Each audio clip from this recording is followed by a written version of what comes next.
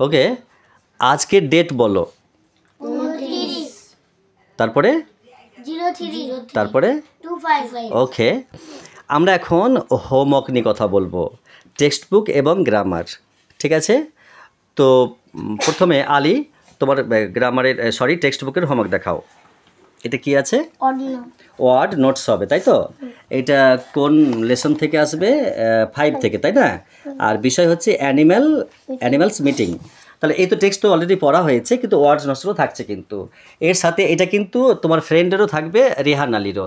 ওকে, তাহলে দুজনে কিন্তু সেম সাবজেক্ট এবং সেম ক্লাস এবং সেম হোমওয়ার্ক থাকছে কিন্তু। রেহান, বুঝতে পেরেছ? ওকে, সাথে কিন্তু কম্পালসারি এক পাতা হাতে লেখা থাকতে হবে, যেটা পড়া থাকবে। তাহলে বুঝিয়ে বলতে পেরেছি এটা? তাহলে দুজনে পাস হয়ে গেল। ওকে, আর পেজ নাম্বার কত আছে এটা? 23। Page number 23। ওকে, সরাও। এরপর আমরা কথা বলবো গ্রামার নিয়ে। তা দুজন যখন সেম ক্লাসে পড়ছো, তো তাহলে গ্রামারে কি আছে? নাম্বার স্পেলিং কি হবে? NUMBR। আচ্ছা, আমি একটু বুঝিয়ে বলি। নাম্বার কিন্তু 2 প্রকারের আছে, একটা হচ্ছে অর্ডিনাল এবং কার্ডিনাল, আর অপরদিকে হচ্ছে সিঙ্গুলার, প্লুরাল। তাহলে সিঙ্গুলার কাকে বলে? একটি জিনিসকে সিঙ্গুলার বলে। আর প্লুরাল? একের বেশি জিনিসকে প্লুরাল বলে। আচ্ছা, সাপোজ ধরে নাও আমি একটা পেন আছে, তো পেন স্পেলিং কি হবে? PEN। এর প্লুরাল কি করে হবে? PENS। Wow, fantastic.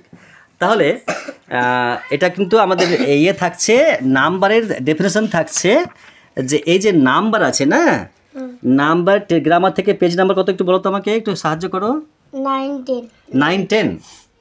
ওকে, তো এই 9, 10 দুজনের পড়া কিন্তু ডেফিনেশন এবং নাম্বারগুলো একটা করে উদাহরণ দিবে। 19। তো তোমরা ডেফিনেশন লেখার পরে সাথে করে একটা করে এক্সাম্পল দিবে, আমি বোর্ডে করাবো কিন্তু এদের পরে। বুঝিয়ে বলতে পারলাম?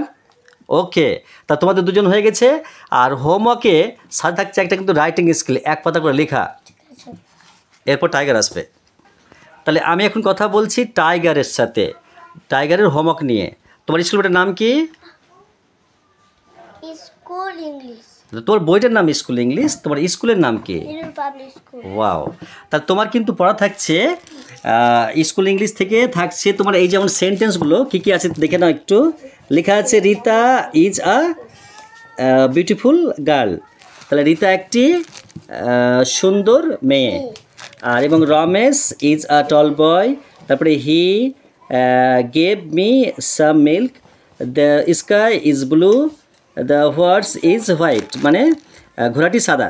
তাহলে এই পড়াগুলো এখন যে ঈদের ছুটি 2-3 দিন থাকছে, তার জন্য পড়াগুলো বেশি করে করতে হবে।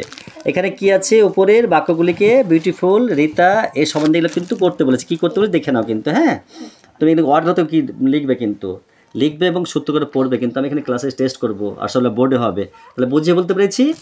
এটা আবার অন্য একটা সাবজেক্ট দেখাও তুমি।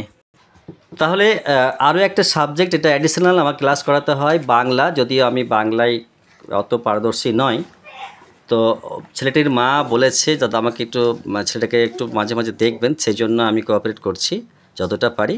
তো বাংলা বইটার নাম কি? বইটার নাম কি তোমার? সাহিত্যমালা। ওকে, তাহলে সাহিত্যমালা থেকে থাকছে, এটা পেজ নাম্বার কত? পেজ 2-3। 2-3-23, তাই তো? তো এই বাংলাটা করতে হবে, যেখানে লেখা আছে যে বাপ্পা বড্ড ভালো ছেলে, সকাল থেকে মন দিয়ে পড়াশোনা করেছে। ওকে, তো এখানে আমি বুঝতে পারছি না এখন লাট্টু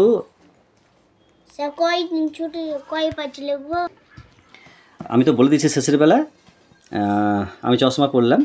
তো বাপ্পার ছোট বোন তিন্নি, সে কাঠের ঘোড়া চড়ছে। ওদের দাদার নাম বিট্টু, সে সকাল থেকে রোদ্দুরে ঘুরে ঘুরে বেরিয়েছে। বাবার বকুনি খেয়ে সবেমাত্র ঘরে ফিরেছে। ঘরে বসেই তিনি ঘোড়ায় চড়েছে দেখে খাপ্পা। ওকে, এটা কিন্তু লিখবে এবং পড়বে। তাহলে রোহিত শর্মার এই ইংলিশ রিডার থেকে পড়া থাকছে, পেজ নাম্বার কত বলো তো? Page number 20। তো এই যে লার্ন দ্য রাইমিং ওয়ার্ডস, এই ওয়ার্ডটা থেকে এখান থেকে একদিন করবে কিন্তু। দেখো air, air, fair, hair, stair, chair. তারপরে রিং, কিং, সিং, এটা একদিন করবে। তার পরের দিন এই যে car, near, fear, bear, tear, clear, here, war, dear, এটা একদিন করবে। আর এইখান থেকে ইঙ্ক থেকে ইঙ্ক, লিঙ্ক, সিঙ্ক, তারপরে ড্রিঙ্ক, উইঙ্ক, পিঙ্ক, এটা একদিন করবে।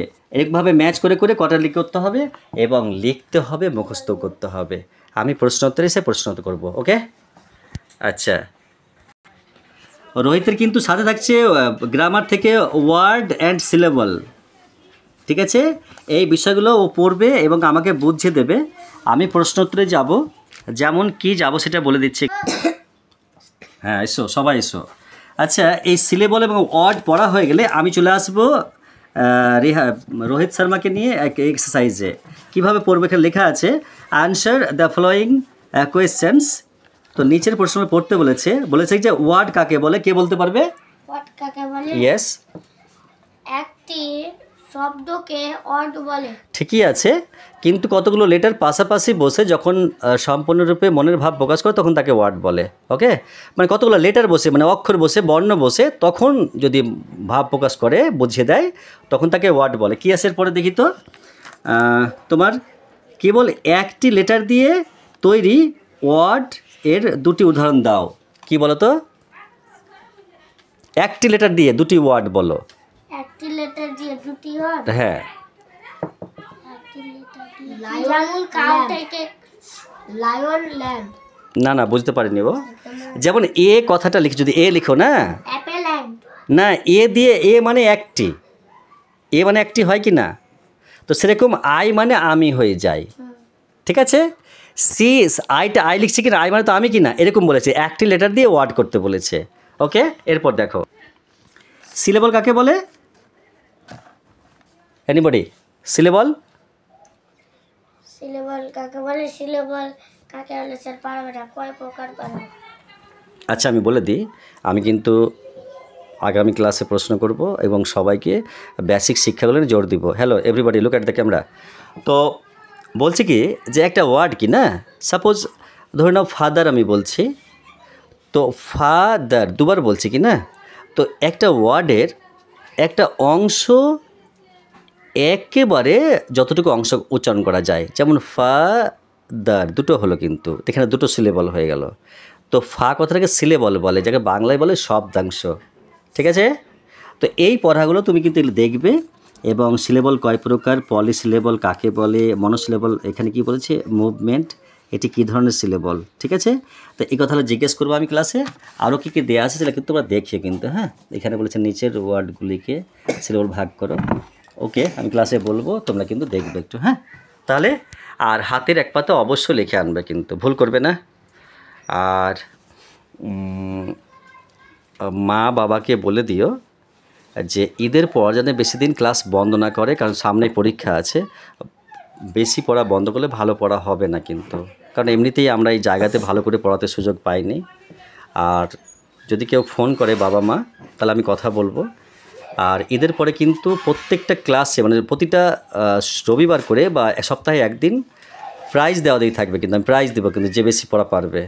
কিন্তু আমি একটা উদাহরণ দিয়ে বলি, ধরো আমি 10টা ওয়ার্ড দিয়েছি, তো 10টা ওয়ার্ড তোমরা 10 জনেই 10টা পেরে গেছো, কিন্তু তার মধ্যেই আবার লটারি হবে, ঠিক আছে? যার নাম হবে সেই প্রাইজ পাবে। কিন্তু যদি আপ ডাউন হয় সে তো প্রাইজ পেয়ে যাচ্ছে। কিন্তু টাইগার যে ছোট আছে, তো টাইগার যদি 10টার মধ্যে 7টাই পেরে যায়, তাহলে কিন্তু তোমাদের সমকক্ষ হয়ে গেল কিন্তু, ঠিক আছে? তাহলে বুঝিয়ে বলতে পেরেছি। আর হাতের লেখা কিন্তু পরিষ্কার যেন হয়। হাতের লেখা এই জন্য পরিষ্কার চাইছি যে তোমরা কি এখনই মাধ্যমিক পরীক্ষার কথা ভাবতে হবে, যে মাধ্যমিক আমি কিভাবে 600-র ওপরে নাম্বার তুলব। তো মাধ্যমিক কি করলে আমি ভালো নাম্বার তুলব, কোনটা পড়লে ভালো শিখবো, কোন রাইটিং স্কিল হতে হবে, কতটা তোমার প্রশ্ন জানতে হবে, কতটা উত্তর জানতে হবে, কী লেখা পরিষ্কার করতে হবে, এই সব বিষয়গুলো তোমার এখন থেকে বুঝতে হবে। হ্যাঁ, তো তো মাধ্যমিক পরীক্ষার চান্স যেন সুযোগ নিতে পারো সেইভাবে তোমরা কিন্তু পড়ালেখা করিও। আর ঈদের শুভেচ্ছা সবার প্রতি রইল, তোমরা যেন সুস্থ ভালো থাকিও কিন্তু, হ্যাঁ। আর অবশ্যই এসো কিন্তু পড়তে খুব তাড়াতাড়ি। Best of luck, by.